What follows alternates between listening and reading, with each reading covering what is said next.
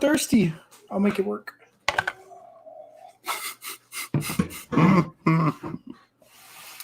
Welcome to the Mid-Geek Crisis, where we are crafty with our 3D prints. Also, maybe a BDSM podcast. I don't know. What is happening here? We'll try it out. We'll try it out for sure. For sure. I was trying to get it done before we started, and I got most. I mean, it's put together. It's going to need a lot of work. But walk us through the 3D printing process, because that was a big job. That was. Oh my God! We'll talk about it. We'll talk about it for sure. Let's start the show off right. Episode 79, guys. 79. Unprecedented. Unprecedented.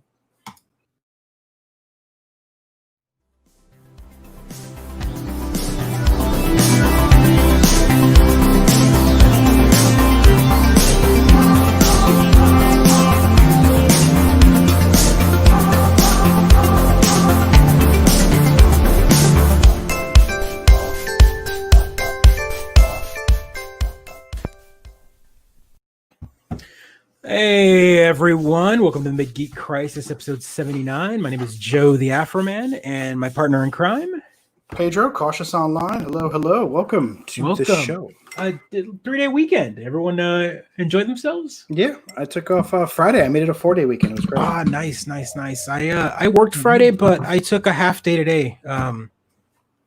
Just for giggles? Yeah, I had to take a dog to the vet, a couple other things as well. So it was just a mess of a day. It was just the start of an interesting week already. So no. Yeah. But all in all, we had a pretty good weekend. We, had some good food. Awesome. Had some family finally showed up here. We've got some family here. It's nice. My kids missed their grandma, so she is here visiting. Thanks for jumping on.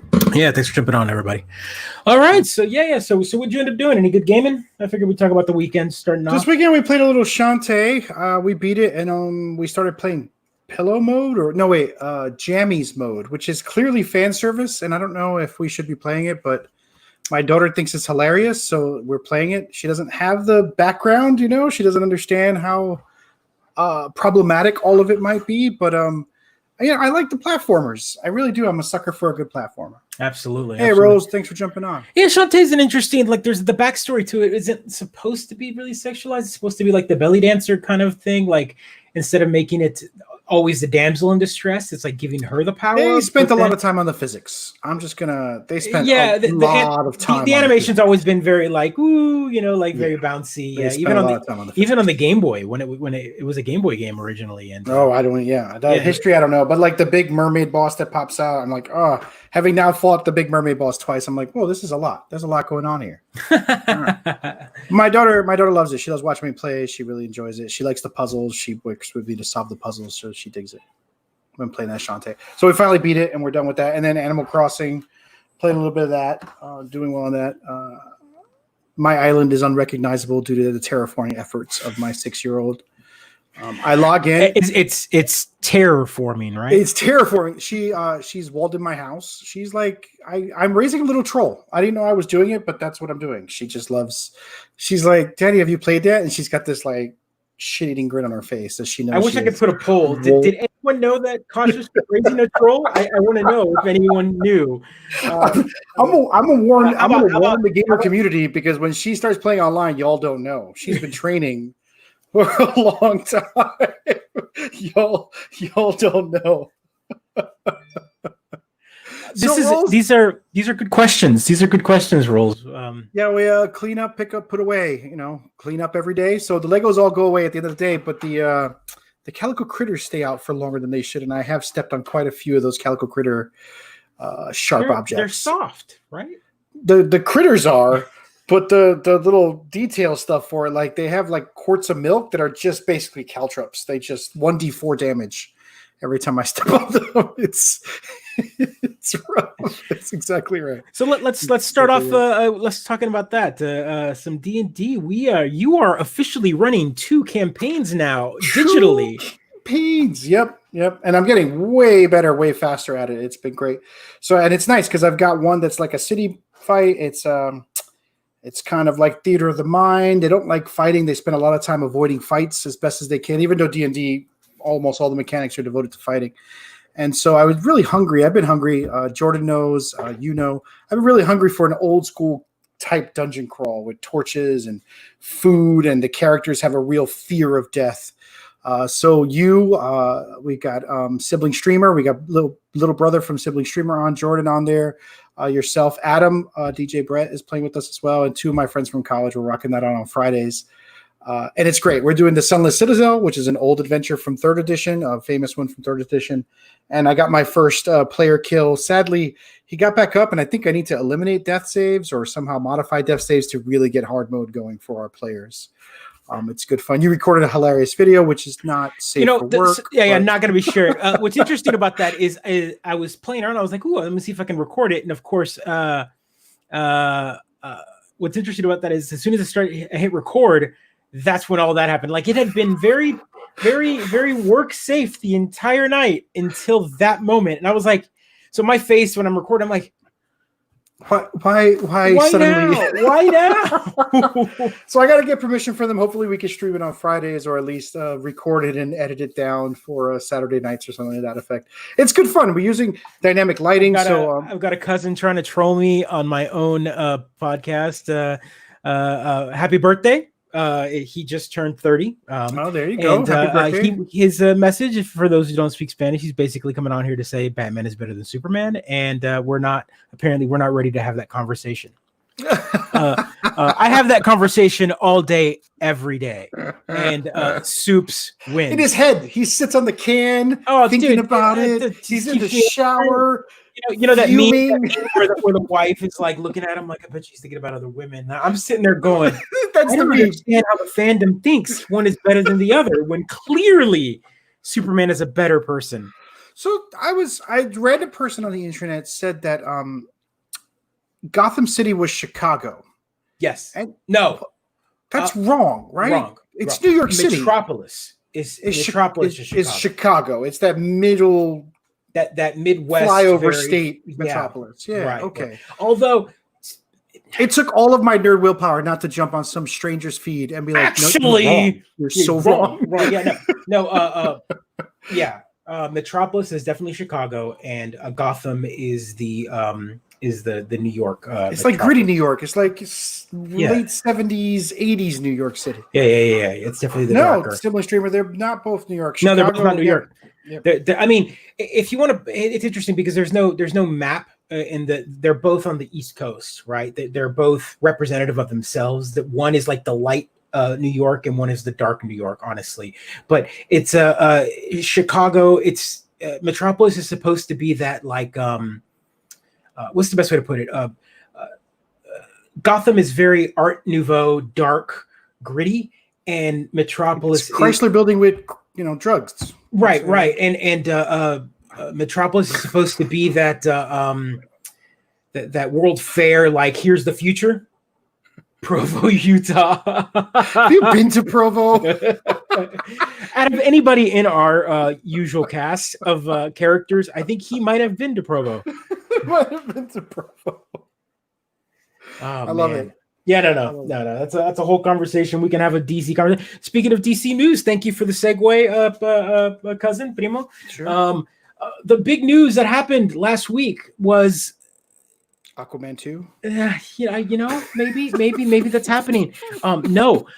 So Zack Snyder decided to have a Zoom watching kind of Man of Steel. He was like a everyone join in, let's watch Man of Steel together, ready, set, go, hit play. And Henry Cavill joined the group and started watching it. And so a bunch of fans, some of the higher tier fans that were able to ask questions after the viewing and whatnot with Henry Cavill sitting there. And one of them, of course, did the one question that everyone wants to know was, hey, so I'm going to ask the question everyone wants to ask, and they've made it a promo now. HBO Max has made it a promo, so you can watch this scene. But where's the Snyder cut? When are we going to get it? And of course, if you're unaware, the Snyder cut is the infamous cut of Justice League, the cut, his vision of the movie. This is the one they think that's going to make Justice League a better movie. It's already. I mean, all right. Whatever. You like the producer. There we go. No. It's a good movie. I like it. A lot of people don't. The cut that was, if you read like this is the same conversation we had about like Rise of Skywalker and all that. It's the movie that comes out. There's always another cut, another script. Yeah, I mean, this been around since Blade Runner, right? This has been the fandom forever. This happens all the time. I mean, I think Dune, right? Isn't there like a David Lynch cut that will never be ever found? Right, exactly. So, but the difference here is this isn't a cut of a director. This is literally Zack Snyder's version.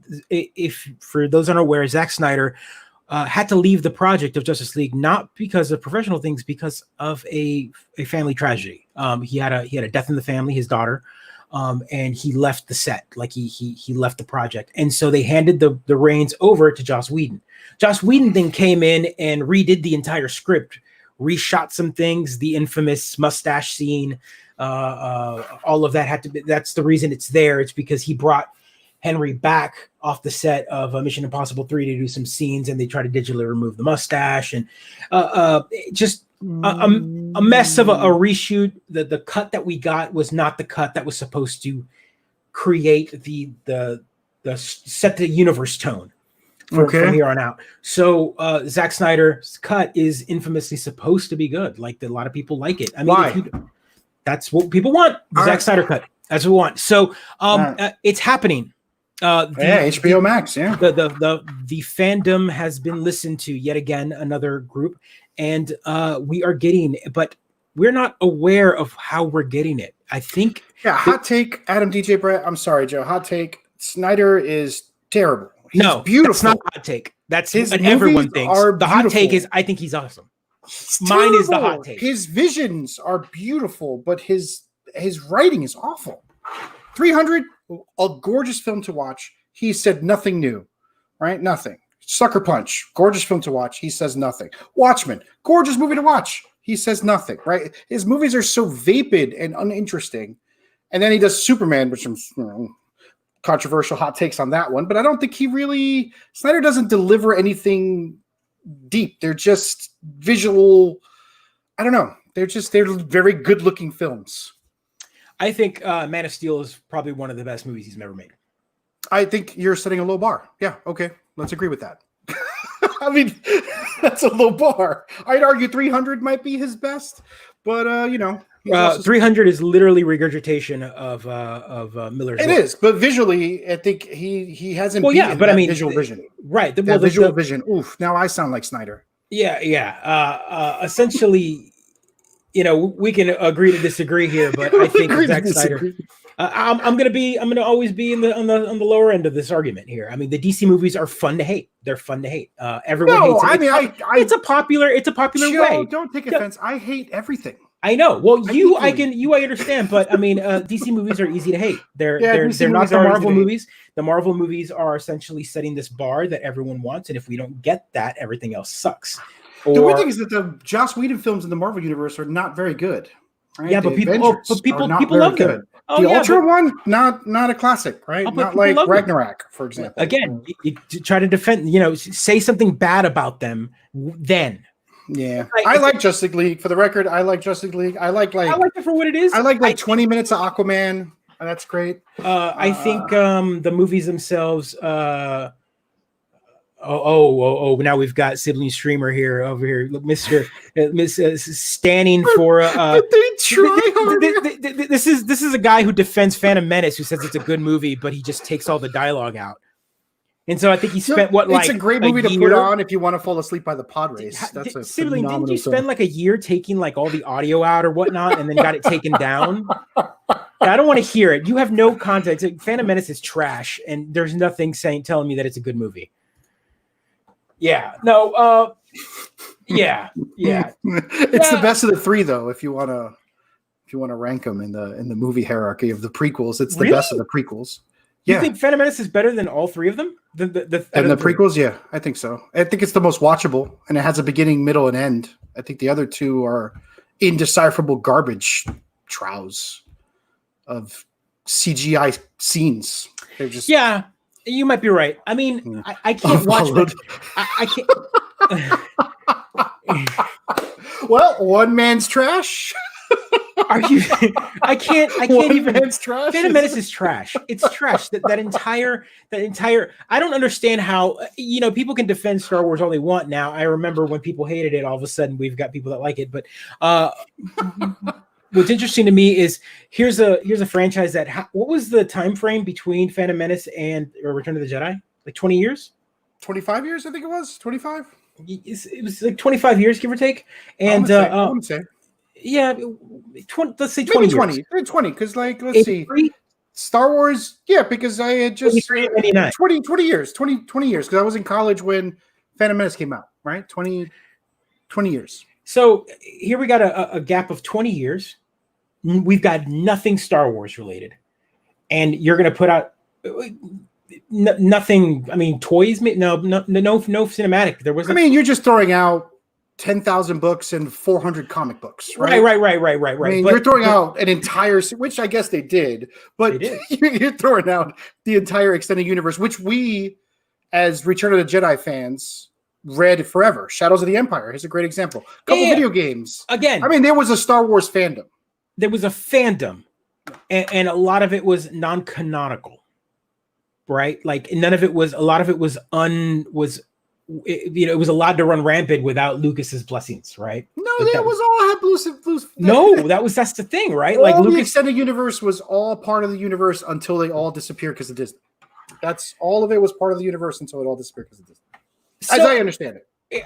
Maybe you're right. Either way, the idea is we decided to go back to the cinematic universe, and the first movie we get, as opposed to like an action-packed, thrill ride, was we got a trade dispute.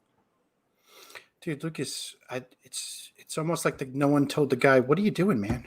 We want more pew pew. Why are we?" Yeah, but we can rehash Phantom Menace all day long. Yeah. So I think there's a kernel of goodness there. There is.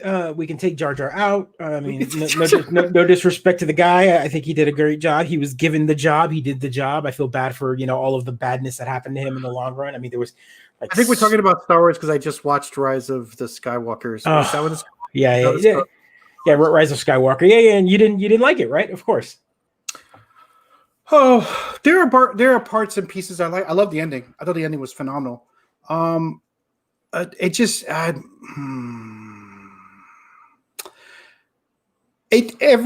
my big complaint about the film from beginning to end, and this is my big complaint about J.J. Abrams, is that before an emotional impact is allowed to settle, before you even have a moment to revel in that moment, J.J. Abrams has already either undone it or moved into a position where it has to be undone for the rest of the film to make sense, right? And it's literally every character and MacGuffin in this film is killed, destroyed, and brought back. I mean, it's we live, we die, we live again, all over and over again in that film. And I just found it to be, comical. By the end, I was laughing at the fact that every character that died came back. I mean, it was just, there was no emotional impact at all to the entire films.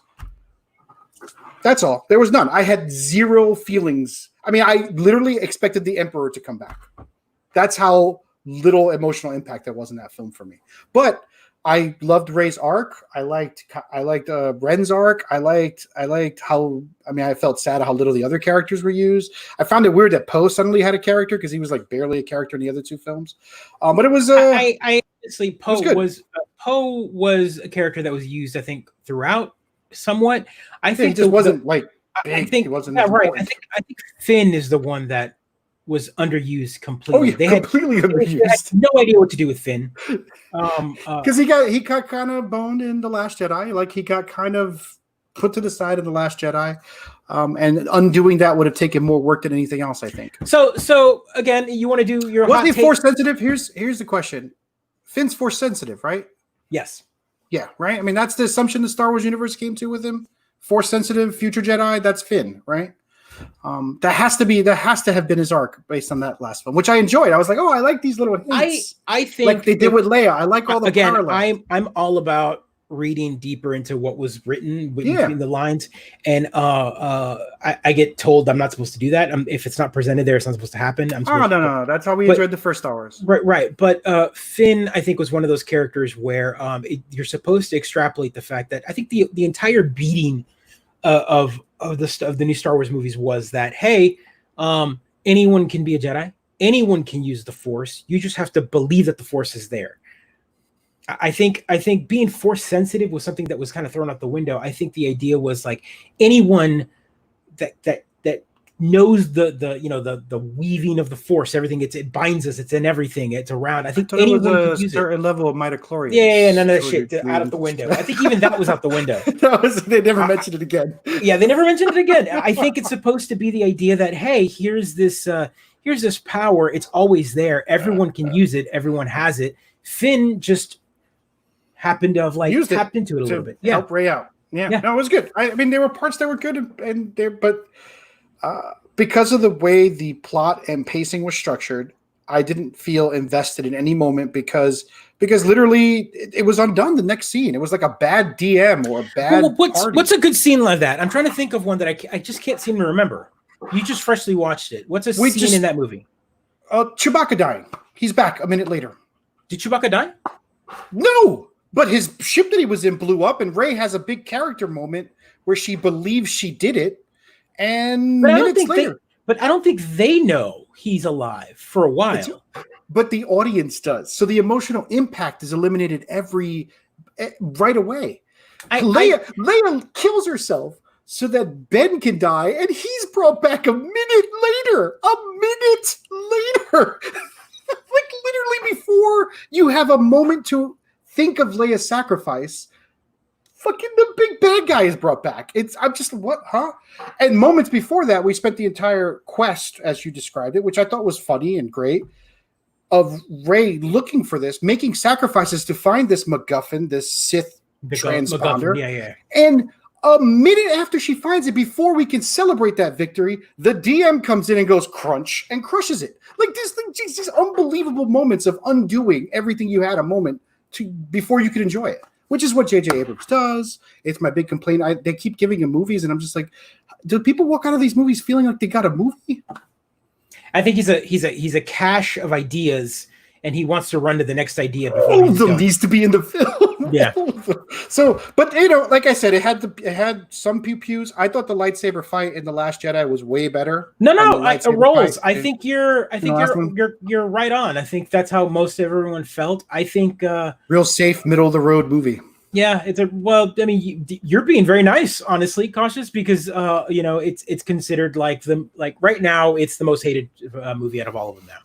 Yeah, I feel like I'm lucky in that. I've heard people say that the prequels are better. I've heard, oh my god, and don't ask anyone in their like mid-20s which ones are better. They love the prequels. They grew up with the prequels. I can't. That's their movie. Yeah. That's their movie. I mean, I bet our kids are going to love the new ones, right? Yeah. It's their Star Wars, and I get it, and that's okay. And I think that's what we have to take away. That's what we have to take away. Yeah, and also we're done, right? We all have closure on the Skywalker arc, and now, please, let's have more Mandalorians. Let's have more Rogue Ones. Let's have more comedies in the Star Wars universe. Let's have all these other beautiful things that we can have in there because we're done. We can now all move forward as a fandom to enjoy Star Wars in a million different ways. What's your again, I might have asked this once before, but now that you finally pinned the tail on the donkey kind of moment, what's your dream Star Wars movie? Where do you want to go? I don't know. I'm of two minds. I want a Firefly in the Star Wars universe. Honestly, I want folks living on the galactic edge, dealing with the Empire and smuggling and doing whatever. I want a Han Solo without Han Solo. Right, I want criminal elements dealing with Jabba's and dealing with the Edge and dealing with the Empire in the Star Wars timeline, the middle films. I want it in that timeline. And so you want it in New Hope? No, it could be Empire. It could be anywhere in that timeline that it works. But I don't want it. I don't want to deal with the new Nazis, or I don't want to deal with the old Nazis. Like I just want the Nazis I grew up with, I guess is the best way. I want Darth Vader as the menace, not. I don't even know what the new order is. So you want World War II Nazis. You don't want like Charlotte Raleigh Nazis, right? I don't know what the new order was, but I don't want them. That's all I don't want. I like a Mandalorian setting is the best setting on the Galactic Edge. I think that's where my mind always was when it came to Star Wars. Sort of the scrappy rebels fighting a massive empire, but that weren't building 15 million Death Star Death Star, Star Destroyer, Star Destroying Death Stars. What do we call those at the end? I don't Where know. J.J. Abrams is like, you want to complain about me bringing back a Planet Destroyer? The MacGuffin now is a million of them. Every one of them can destroy a All the planet. Planet Destroyers. Lando, yep. One of my only That could be major great. problems with that movie. Yeah, I would like to, but Lando, I think the actor, Bill, what is it? Who's the actor? He looked like he was having a blast. I don't know. He kind of came in for like 2 days of filming, and he looked like he was having. Yeah, I don't know if he can. I don't think they can hold him for a whole movie. Maybe, I mean, they would probably end up doing the same thing they did with Han, is just kill him off. Like, I disagree, Sibling Streamer. No more cartoons. No more cartoons. I want only live action. I want costumes. I want robots. I want sets. I want miniature models flying across the screen. I am done with cartoons. I am done with cartoons because for me, cartoons have to be for kids and for adults, or at least middle adults. You can't have adult cartoons that do well. Maybe Harley. I just put that on my list of things to watch. But I don't know that you can have The Mandalorian as a cartoon and still make it work. Because the themes are too big for a lot of kids. Yeah, I mean, somewhat. I think maybe... Can you do Batman animated series again? I don't think you can get that lightning in the bottle again. I think Clone Wars is doing a pretty good job of it. I think Clone Wars is good enough that it's a kid cartoon, but we still get a lot of adult themes in it. Rebels, I thought, was very good, especially the last season. Wouldn't Rebels be so much better with live action actors? They would never be able to pull it off the way that they pulled it off. You would never have gotten the battle scenes. You would have gotten the special effects alone would have been too much. Mandalorian's doing great. What are you talking about? Yeah, but Mandalorian is a guy going pew pew. It's not lightsabers doing backflips and like floating in midair in a. I guess I don't want any lightsabers. I don't want any more lightsabers. Yeah, and that's what we got. We got Rebels, but we got what's nice about Rebels, and I constantly bring this up to you, is you should really watch it because it's exactly what you want in the Jedi universe. As in, it's no Skywalker. It's just a Jedi surviving. I just can't watch cartoons. I don't know what's the matter with me, but the minute I put it on, I'm like, it's not. There's nothing wrong with me. I want to see actors act. I don't want to see. I think voice actors do a great job. My life with my kid is cartoons. When I sit down to watch a TV show, I watch cartoons. I know, but you and I am a cartoon. I was gonna say, I am a cartoon. I think cartoons allow like rainbows and cartoons would come flying out. Yeah, dude. I think cartoons in general, animation allows dream projects to happen without having the budget. Like we would have never gotten what we got in Rebels. The amount of story and plot would have never been like Mandalorian was. I don't know how much. I think it allows them to be lazy. I think you can have that in live action, but because it could be a cartoon, let's just do a cartoon. I don't know about lazy. I just think it's cost money. I will say a stormtrooper in a full stormtrooper outfit in a live action show will always be a better stormtrooper than one you see in a cartoon. Always. Never not better. Seeing them pew pew in one or the other, you'd rather pick the live action every time. I will say that the moment Mandalorian came out and seeing the stormtroopers again, the original white suit post Jedi, post Return of the Jedi stormtroopers, all disheveled in that bar was a great scene. That moment, you got a little chill. I will say that. I will agree with you there. Just saying. Yeah, and yeah. Caught everyone by surprise. It's true. Yeah, exactly. I will put up. It's the same guy. It's Dave Filoni, right? It's the same showrunner as Mandalorian is doing Clone Wars. It did Rebels. So that's why they're so good. I think that's what you're missing out. I'm gonna have to try again. I couldn't get through the first season. That was the reason they gave him Mandalorian. He was like, hey man, you like all of this awesome animation and all the fans and all the canon. He created literally one of the greatest characters, Ashaka, man. And she is so good that they want her in a live action role, but she was created for the animation, world, and Dave Filoni really ran with it, created that, fleshed out this character, gave us more emotion than we've ever seen because it wasn't a mass budget. We were able to get 20 episodes of here's Anakin as a early Jedi Master with his own apprentice, and this relationship happens that we wouldn't have been able to get, in a movie, and we wouldn't have gotten in a live action unless the live action was 22 episodes CW show, right? Like that's the problem. Is the I get. Mandalorian is 8 episodes. It was 8. It was only 8. Yeah, 8 episodes, but it was double, triple the budget of a single episode on any show on the WB. Sure. CW. So what I'm saying is to get the amount of time, of screen time with the characters. Clone Wars, you could probably cut 8 episodes out of every season and still get the same impact. Yeah, I mean, there's a lot of fluff for sure, but there are small characters that get introduced per episode. Sure. And Osaka, what's her name? Osaka. Yeah. She's great. I mean, the few episodes I enjoyed of that show, it's great. I do feel like it's a lot of shows where they're just walking through animated backgrounds, not doing anything, but I haven't watched enough. Also, I don't know why, but I reject personalizing all of the stormtroopers. I reject it. I don't like it. What? I hate it. I hate it so much. But still, they're not stormtroopers. They're clone troopers. I know. I just hate it. Because then you watch the movies later and Jedis are plowing through them and you're just like, wait, those are people with emotions. I don't like this. But not all of them. That's the key. That's the key. That's the key of it all. It's the fact that some of them, I mean, they were all like their own individual personalities. And that was the key. I mean, Master Yoda talks about that. He goes, I know that you're different from you. And even they themselves see themselves, we're just a number, sir. Why do you care? I mean, it's in the early on in the season. He's like, no, you're different than him. You are a part of the Force. So I think that's why I stopped watching it around then is when I'm like, no, I don't want this. I don't care about this. Why are we watching so this? Good. Mwah. So good. That's great writing right there. # not all stormtroopers. Anyway, we shouldn't have got off on the Star Wars tangent. That's like 10,000 years old from when we were. We're done with it now. There's nothing new till the next new thing. To the next new thing is Star Wars. Also, you're wearing a shirt. I am. I'm wearing the shirt today. That's top of the drawer. Brought it out. Yeah. And so they just revised their release dates. I mean, this virus thing is going to be impacting all of our entertainment for a long time, right? That's why I assume they're revising it because of that.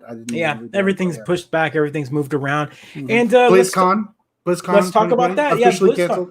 I think you called it like 6 weeks ago, but I did. I was like, "There's no way," and here we are. It's canceled. Big surprise. Yeah. What were they going to show there? Was it a new Diablo? What was the? I don't know. Yeah. Mobile phones. I don't know. They're talking about doing a virtual one, which I'm like, that might be fun. You mean like what everyone else is doing? Just show me a trailer and instead of messing up on screen by going, everyone's got a phone in their pocket. Oh my God. They could have a 5-minute delay, right? Jeez. Yeah.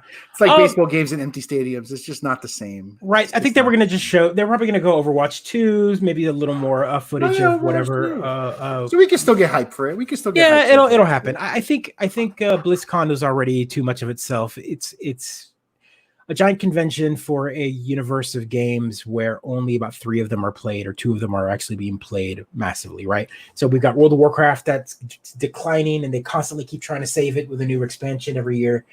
Overwatch, that was a big deal and has slowly been declining because everyone's moving on to the new hot thing from Fortnite to Valorant, which is coming out, which... Mm-hmm. And then,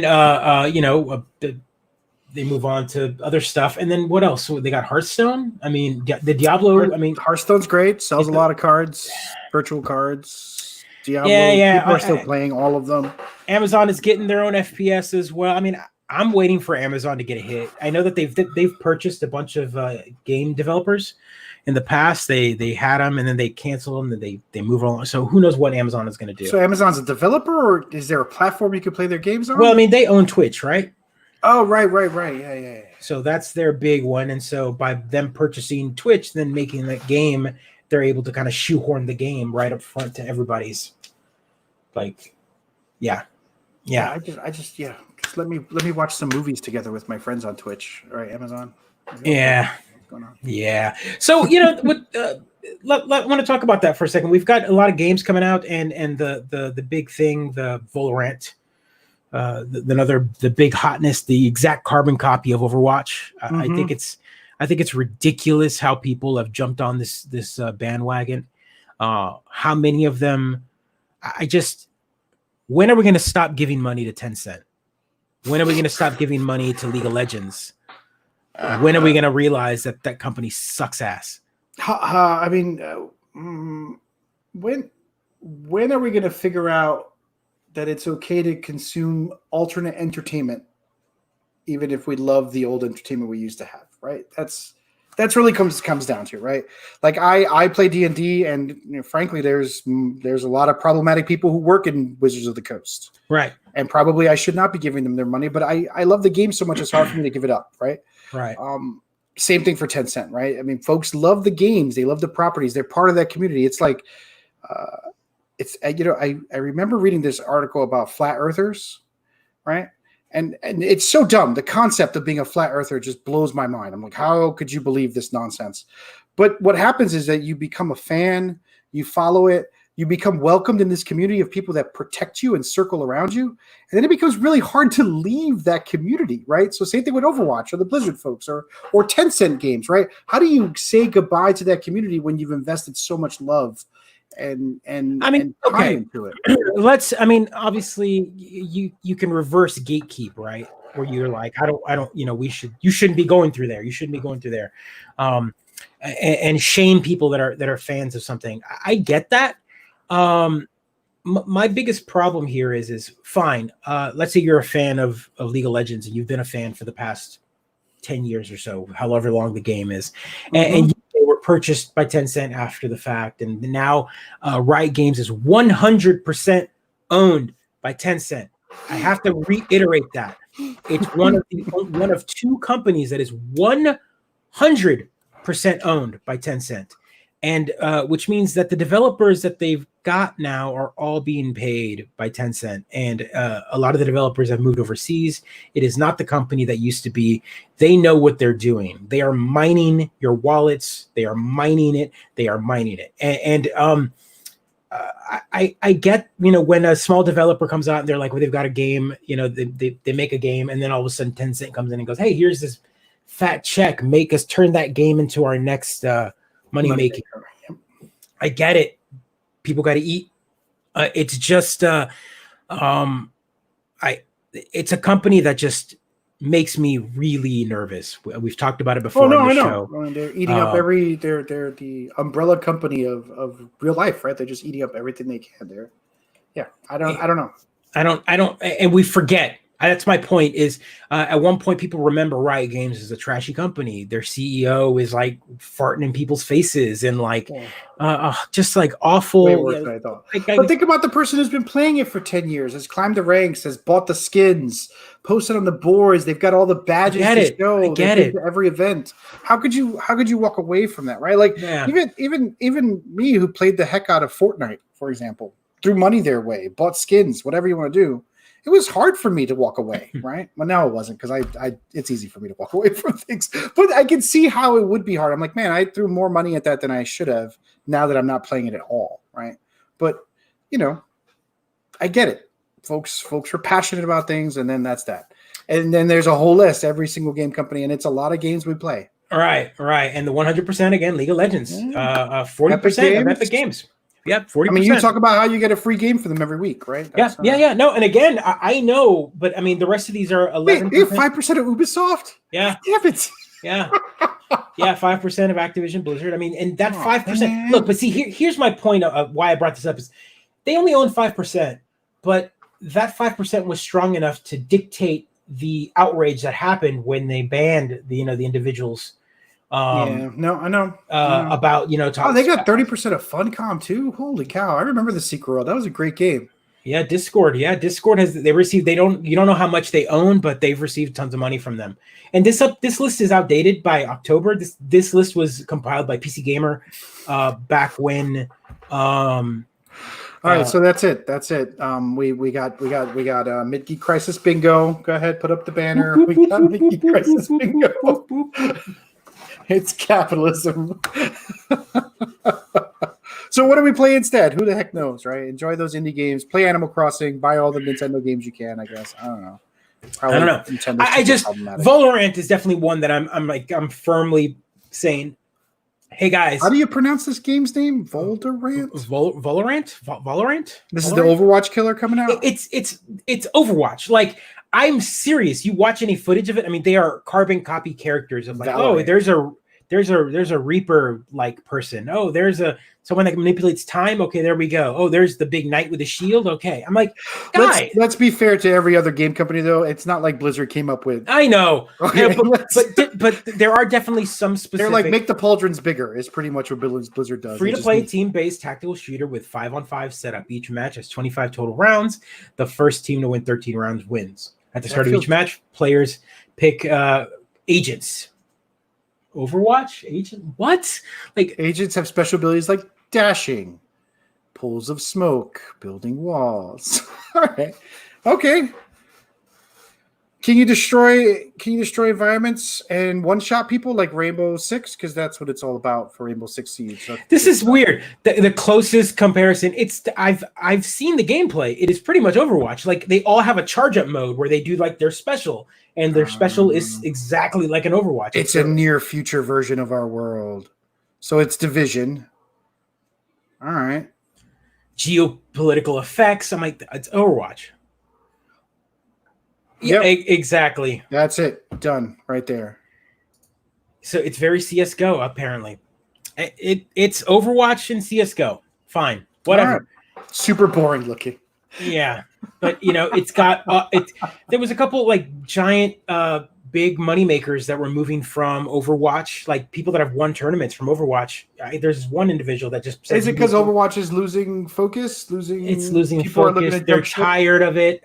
AKA Valorant paid them a lot of money to come to move ship. That's what it is. Yeah. Yeah. Oh yeah. Yeah. It's the Mixer scenario. It's Ninja all over again. There we go, Double Dare. That's the review right there. Didn't care for it. Yeah. Well done. Yeah. And again, my take is, please just remember where your money's going. 100% is owned by this company. This company has been very anti-consumer, very some shady deals going on. Money's going towards a government that oppresses its people. Let's remember that. Yeah, let's play Red Dead Redemption 2. It's on Xbox Pass, or No Man's Sky is coming to Xbox Pass. Yeah, man, that's gonna be it's coming. I mean, that's a game. We've talked about that game a lot since we started this entire show. It's a common theme on the show about developers going back and fixing a game and making it better in post to a degree where the game that you get is not the game you play now. We gotta try to play that game. I think we should try again, because I know you joined my hardcore mode and you died within like a minute. Yeah, and then, a couple times. And then you were like, I can't find you, and then you ran out of oxygen, and I'm like, dude, what is this noob just dying over and over again? Sounds about right. Yeah. No, I think the last time I played was with you, and I think we had something going. We were building like a little base or whatnot, and then you fell in a hole. Yeah. Yeah. Yeah. So I think I might try it again now that it's an Xbox Pass. It'll be interesting what the community is. Well, we got Artemis, right? That's we should probably announce it at some point. We're gonna be playing Artemis on Thursday. So we are playing Artemis on Thursday, and Mr. Doubleday has asked if we were playing this Thursday, so that officially answers the question, right? That gives us a full crew of 6. Yeah. That's fantastic, because we got the sibling streamers on, right? So their brother, sister are going to be playing with us. They are on Tuesdays at 8. I want to say 8:30 to no. They do 8 to 9 now. It seemed like, because they went on a long time today. Yeah, you have Game Pass now. Well, welcome to the crazy. It's freaking lots of good games, lots of free games. So when are we doing Artemis? Thursday, right? Thursday. So we'll go live. We'll stream it. It'll be a weird stream. We're gonna be playing around. It's a weird game to stream, but I think we kind of got it down. It'll be fun. We'll see how it goes with 6 crew members. It's gonna be interesting. Right. What else is new? Let's we got some time to fill, and what else is new? I don't know. What else is new? I saw some complaints. Animal Crossing is now, people have been playing it for too long. I sent you a meme joking around about how long it takes to do things. Like, I'm starting to get real tired of pressing A all the time to actually get past the conversations in Animal Crossing. I'm still loving it, but the conversations are just tedious all the time. I'm waiting for the next big patch, but we know we're getting it, right? 3 years of development. We got weddings coming up soon. That's going to be a blast for like a week. I wonder if they're going to go to a 2.0 model there, or just 1.5 or whatever. And another game that's coming out, you forgot to mention it this week. We're getting Minecraft Dungeons. That's right. That's Thursday, right? Thursday or Friday that comes out. I'm excited for it because my daughter, 6, loves Minecraft. Actually, I should say she loves watching me play Minecraft, but I think she and I can have some great time playing this. It's Diablo-esque without the Diablo, right? I don't need the problematic. Don't we call that roguelike? Isn't that the right? Is it? I don't know. Wow, that Hey, is Sakura, yeah. We talked about that. We talked about it. Yep. Definitely. BlizzCon is canceled. And don't forget Xenoblade Chronicles. I feel like you always come on to mention Xenoblade Chronicles. Is that coming out soon? Is that it's dropping. It's dropping next week or this coming week, right? Is that remastered? Is that what it is? Yeah, it's the remaster. Like, right? Okay, all right. I feel like I played this game when I was younger. But yeah, we're getting a remaster of it, so that's dropping on the Switch. The big fat cartridge. Nintendo doing what they do, but it looks like a pretty good one. What's going on, Chappelle? What's going on? What else? Oh yeah, but no. I'm excited. My kids already preloaded Minecraft Dungeons, right? That's awesome. I think Microsoft went smart. They literally let you download that game like 2 months ago. I know. Like it's been a download. They added it, and they keep going. Is it ready yet? Is it ready? I'm like, no, buddy, it's not out yet. But Xbox doesn't tell you that right up front. They know what they're doing. They keep advertising it even after you download it. I'm like, guys, I got it. We got it. We're all gonna be playing it very soon. Yeah. So my kiddos were watching the trailer earlier, and I was like, wait, is it out? And they're like, no, not out yet. And I'm like, we're just watching the trailer again. All right, fair enough. It's their modern day equivalent of us reading the Nintendo Powers over and over and over again. Right. Oh man, Nintendo Power. That's fantastic that they're just watching the trailer. Yeah, so that's what they do is they go on. The same way. She'll watch the videos over and over again. Yeah. I never thought of it that way. Like I skip the videos. I'm like, I watch this online when whatever. But my kiddos will fire up, the Xbox and go into the Game Pass section and go and watch the videos for the go watch the trailers of each particular download. And since they know that that's all you can eat, they just hit download and download it and play it. Oh, that's good. As long as they don't hit buy it, right? That's where you're. Yeah, no, and they can. I turned that off. I know. No auto buy at all. My kid hasn't learned yet how to buy things. She doesn't. Chappelle, that's interesting you say that. I have it on my machine. I'm part of the beta for the RTX, and that is Minecraft is sexy looking in RTX. Nobody has ever described anything on Minecraft as sexy. I know, right? The ray tracing lighting, running it through that, it's nuts. Maybe our producer can pull up a video of what Minecraft RTX looks like, but get on that, producer. What's going on? It's an interesting concept. Basically, they're taking it. It's sexy and it hurts a computer. Like it puts a hurting on my machine, like hardcore. And I'm like, man, like this. I got i9 2080 RTX. It's just like everything just fires up, and it's just like. Like the heat because it is you gotta fan yourself and right drop the computer in liquid cooling. Let's drop that. Let's full screen that bad boy. But this is what it looks like here. Add that to the stream.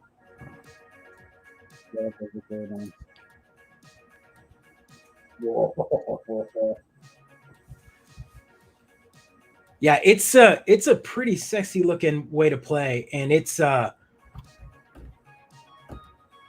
Oh, that would make exploring so much more fun. Yeah, it really is. The darkness is darkness, right? Yeah. And lava emits its own light. It's like the difference is what ray tracing is objects emit their own light in a very volumetric way. Like it's all about it's not light paths programmed. It's things emit it in a very different way. No. It's dynamic. It's like the D&D game we're playing, but it's 3D and beautiful.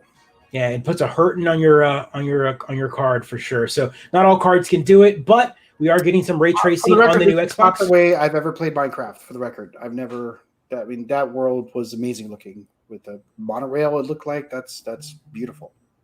Yeah. I mean, we know that Minecraft is supposed to be blocky, right? Like that's what. But to get all that. Yeah. Well, I mean, there's an art aesthetic, right? It's all about looking pixelated but still looking realistic. It's a middle ground of like voxels, right? Is that what we call it? Pixels are voxels. Yeah, so pixels are 2D, and then voxels are square pixels, like 3D pixels, like the blocky look. They're called voxels. So, yeah, the water's amazing. It's for the record, Adam. All the good games are now pixelated. Just for the record. Yeah, we've gone back. We're playing is pixelated. Where you at, bruh? Yeah, I know. Catch up. Catch up. Get your indie cred on, Adam. Let's go. Give me some Soviet brutalism. Oh god. Oh man. Yeah, no. So I'm excited for that. My kiddos are ready to play. They've got it downloaded. So I'm gonna walk in, from work, and they're gonna be playing it. I'm gonna be like, oh, come on, I want to play it with you guys. So I'm excited. Like, you get the wizard, sucker. Or worse, they won't let you play the cleric because I know you like to play the support. I do like to play the support classes, so it'll be good. It'll be good. Man, yeah. So man, what else? Geez, it's been a weird week. We had we've got some quiet drops, some things canceled, like we said. What have I been doing? So I played D&D and with you finally. I got to play some D&D. It was great. Played Roll20. Roll20 is a weird monster, man. It's a weird beast. It's one of those tools that's been around for a while, and I kind of expected it to be way better. Can we talk about how much money someone probably has to dump to make the game, or time that someone has to make the game look as pretty as some of the streams that we've seen online that use Roll20? I can't. I mean, the macros, the amount of skill and technical ability. Do you think they have like a producer on there as their DM? To play the way we did, I had to download the free module when it was free, when they were giving it away because of the stay-at-home quarantines, right? Wizards of the Coast dropped Sunless Citadel. I downloaded it as soon as I saw it. And I pay the subscription, and I bought the player handbook, right? That way we had access to everything we needed so that I can create your characters in there and we can play. And that was $40 just to get it up to that level. And then $10 a month, which, once it's over, I might not keep that subscription going. But to get it to that, right, was $40. And it's like 10 hours a week trying to figure out how to make things work on this goddamn thing. Yeah. But it's getting there, right? It's not. And what do we talk? What's the analogy we use here? The developers of Roll20 are like German engineers, man. They're just like they built all the pieces and then they said, well, whatever you want. When I'm like, oh, why didn't you make like a simple version for everybody? And then if they want to add stuff on. Yeah. And like the advanced button is on. Yeah. All the time. All the time. Like all the menus, like even turning on your camera and your audio for Roll20, it uses the weirdest language. I'm like, yep. Why can't you just say which camera I'm using? Why are you like talking about like, it's so weird. Yeah.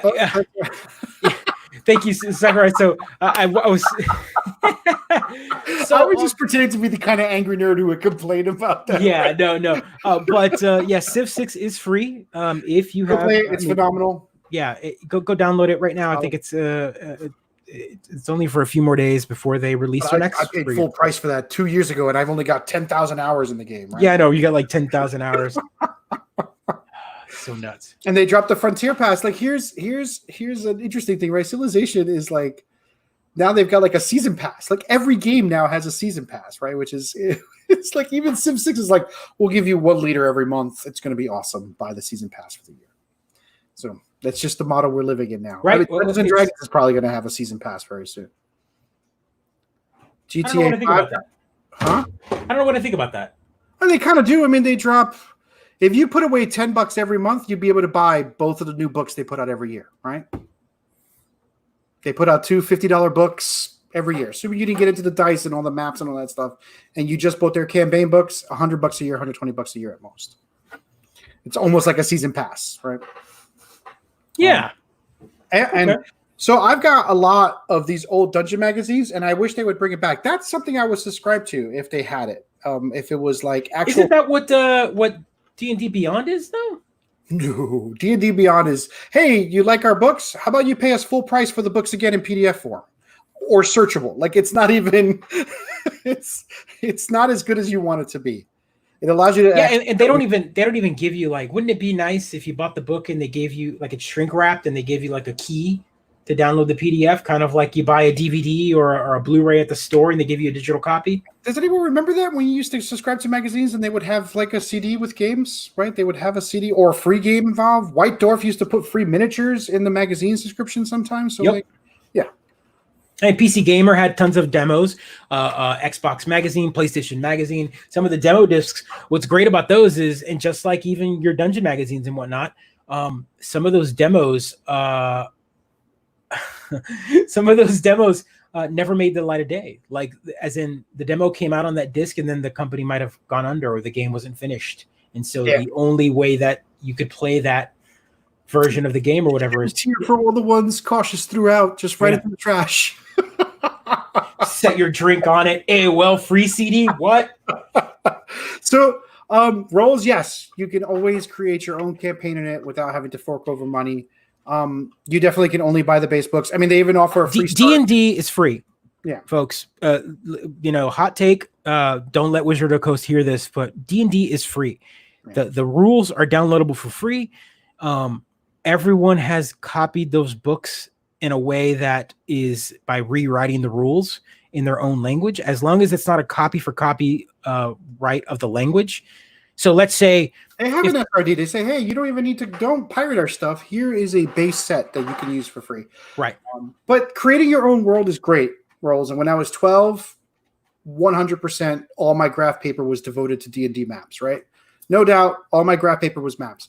But now at 40-something years old, it's nice to buy a prepackaged campaign and then see how my adult players dismantle it, right? And open it up and break all the rules and show designers that you can't develop an adventure without the players immediately figuring out a way to ruin it. Enhance it is what they do. And that's how I like to at least start there, and then we go and then we play it from there, right? So it's sort of like I buy all the ingredients. I buy the flour and the sugar, and that's all there. And that's what the D&D games provide. And then the players and I bake the cake together. And that's what it's all about. And sometimes don't taste the cake. Don't taste it. Don't taste it. It's never, no. It's always delicious. It's always delicious. It's always delicious. My favorite thing about D&D is that I keep relearning the lesson that if you provide even the faintest hint of something else, that is what the players are going to glom onto. You could say the treasure is this way, go that way, arrows will all point that way. If you're like, oh, there's also a shadowy corridor the other way that you don't know where it goes. Shadowy corridor. Hold on, right back. Every time. It's astounding. And I haven't learned to just make the treasure corridor the shadowy one. Like, I haven't learned just to swap the descriptions the other way. So Adam, for someone that doesn't play as many games, you're right on the money. This is exactly the DLC model. This is exactly the pay for win model. This is exactly the I'm just saying, like, that is exactly it. This is why companies like Tencent, why companies like EA still make record years in profit, even though they're vilely hated. Are still around, because we all lie to ourselves about this. We all say, oh, it's those kids buying those skins on Fortnite when it's the adults. It's the adults. It's 40-year-olds with disposable income just buying the hell out of all the NFL football outfits, Joe. Hey, I only bought it once. I can't buy all of them. One skin allows you to have all the team. I'm just saying. And now I did buy the Star Wars ones and the Stranger Things ones. Come on, like, of course I did. I had to. Like, I can't walk or not have a stormtrooper or have like Rey running around in Fortnite. I have the Star Wars one for Minecraft. I could not help myself. Yeah, right. That's what I'm saying. Like, you can't. That's what I'm saying. Like, nostalgia equals cha-ching.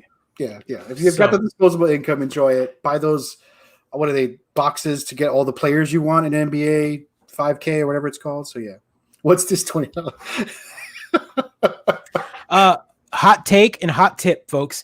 If you don't want it to show up on your credit card as like Epic Games, download it on the iTunes store or download it somewhere else, and the charge will go as an iTunes charge. Is that how? You know what? We're a family-friendly show here. We'll keep it that way. I mean, my hot tip would be like, just have your own credit card that you pay like a grown-up. But that's neither here nor there. Why is your wife opening your bills? I don't know. But that's no, they're not. We're 40. We're 40, everybody. What's funny is your friend's couches, yeah. Jordan. Like that's what I'm talking about. You're a dad now. His argument would be, well, I am a dad. I got to teach my kid to save money. Teach my kid to save money.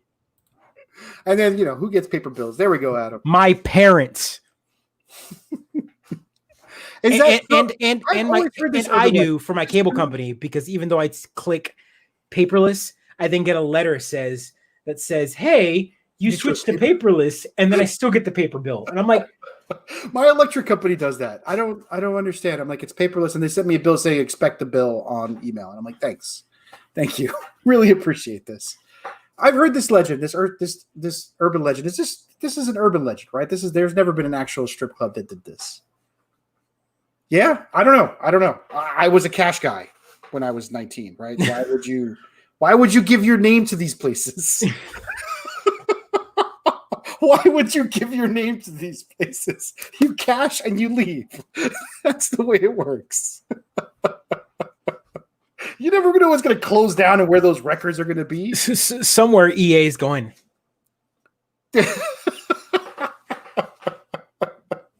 It's a good point. Cash person. Cash person. Yeah. Let's see. Before we head out, we're at 1 hour. We're at 1 hour. What are you playing right now? Video game. Well, Civ 6 is on the PC. I've got Red Dead Redemption 2. It's on Xbox Pass, so I'm gonna give it the old college try while Rockstar gives it free. Because Rockstar likes to drop it on you and then take it away after a month. So I figured I've got a set time limit to try and get through Red Dead Redemption 2. Second try, maybe this summer is the season I get it done. Because I did not like it my first time. Maybe I'll be in the right mindset this time. I got the beard for it for sure. I know. I just keep pulling on it. It's so I've been doing the same thing. I'm playing Dead Cells again. I fell into that hole again. Now I want to go back to that. It's good. So good. It's so good. Dead Cells is always good. What else am I playing? Borderlands 3. Oh, you going back to it? I sat down and started playing, actually giving it the good try. Like I felt like I half-heartedly played it. I didn't give it. It came out at a weird time, but I'm playing it, and that's what inspired me to, of course. There we go. Make the close it out on this mask. So I've got one of two. This one is the broken one. I had some mistakes on this one, but I was able to kind of fangle it and fix it. But this is one of my first of my 3D prints here. But so I've got the bandit mask, the psycho mask already ready to go. This, of course, will be filled, sanded, painted, all that sort of stuff. But there we go. And then covered with fabric. That way he can wear it outside. Oh yeah, I'll put N95 filters right here. An appropriate social distancing mask for the beach in Texas. I wonder what would happen if I did do that. By the way, I feel like you'd be fine. Like, go into the Walmart one day and just wear that mask. You're probably going to get a couple people wanting to give you a high five, so you'll social distance high five, and then maybe security will be like, "Dude, you're not supposed to really cover your whole face." I don't know. That'd be interesting. It's my freedom. But yeah, make sure you've got the AR-15 and you're fine. Of course, it's Walmart. Who doesn't?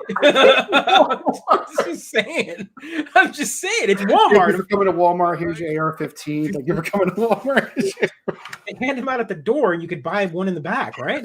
Is it the country's biggest Walmart? I just want to make sure we hit all the Texas tropes. Slay the Spire. Did y'all like Slay the Spire? I don't know what he's talking about there. I haven't played that one. That was on Xbox Pass, wasn't it? Slay the Spire? I haven't checked it out. I haven't checked it out. I don't think I got a chance to Let's put it on the list and talk about it next week. I don't mean to. I got an early wake up tomorrow because of work. So yeah. No. So so I'll be posting more pictures of this and the final. You're gonna sand it and paint it, right? Yeah. So this one, I mean, again, you can't really take a look. There's some seams in this one because the blue part is the repair of what happened. But by the end of it all, it'll be nicely sanded, primed, painted, leather straps for the back to actually put it on, nice. and actual lenses to go right here. Oh, you're gonna put like LED lenses? There will be glass lenses in here, and then probably some blue LEDs on the inside. You should put air holes in there. You're gonna have trouble breathing on that. Plastic, and you're gonna be covered up they're gonna fog right up. That's awesome, dude. That's sweet. Look at it, 3D printing, the sort of tchotchkes you could produce. Yeah. So and again, this particular mask took 2 days. 2 days. Yeah. And how long to repair? It'll probably be another 2 days worth of work for sure. If you want to, make it right. I mean, technically, if I didn't have to repair it and I just put it together, it's nice. You could put it on the wall or do whatever. But it's all about the finishing. You know what I like about this day and age? When I was like 6 or 7, I was always trying to get my dad's attention to do things with me, and he was always too busy doing his hobbies, whatever, building around the house, cleaning his guns. I like to imagine that our kids are like, "What? Dad's just playing D&D. I never get to hang out with him." Like it's like, oh, Dad's been in the garage working on his 3D printed Borderlands mask. Like what? A little tear on their face as they're complaining to their therapist about it took them 3 days to print this mask. What is this? What would this mean? Yes. I'm just saying that, like, our dads did it to us, and now we're doing it with completely different things. It's like fly fishing for 2020. Thank you. Sorting my bait, sorting my tackle. I'm so not a fisherman. I don't know any of the terms. We're all masturbators. There we go. Rolls. That's a funny story. Cautious has a nice story about cats in the cradle. Wait, which was this one now? I know. Which story? Which story? I think a spouse likes to sing that whenever a dad is distracted. A particular wife likes to sing that when a spouse is distracted, not paying attention to their kid. Cats in the cradle. I hate that song so much. Such brutal. What a way to end the show, Rolls. Banned. Thanks for hopping on, everybody. This has been the Mid-Geek Crisis. We are on Odd Job is still cheating, everybody. Still cheating. We are on what is today? Tuesday. The year is 2025 at 9:30 Eastern time. Am I doing this right? Yeah. Watch Brother Sister. They are on at 8:30 on Tuesdays Eastern time, and we're on Thursday. What time are we doing Thursday? We'll do 8:30 Central, 9:30. Probably 8:45 after we iron out all of the Artemis issues and connecting 6. We'll get it going. We'll figure it out. We'll get it going. Hop on. Watch us on Thursday. Like, subscribe, share. Yell at us on Twitter. I love that. Well, Joe loves it. I love it. Yell at me, folks. All right. Take care, everybody. Episode 79 in the can. We're getting to 80 next week. It's crazy. Crazy. Thanks, Rose. Thanks, Adam. Thanks, everybody.